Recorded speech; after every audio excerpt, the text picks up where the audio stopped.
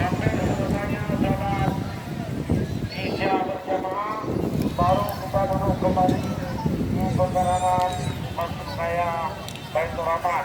Mudah-mudahan hanya berdiri dulu. Berdiri dulu sebetulnya dulu.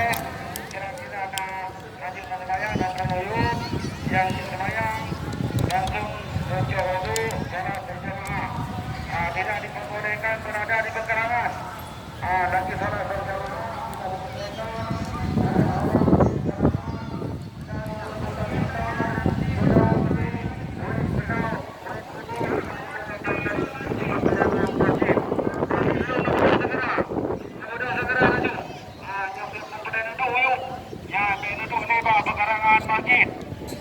Karena pekarangan dikosongkan sampai sholat Isya berjamaah selesai, baru diperbolehkan duduk lagi di pekarangan Masjid Raya Baitur Rahman Aceh.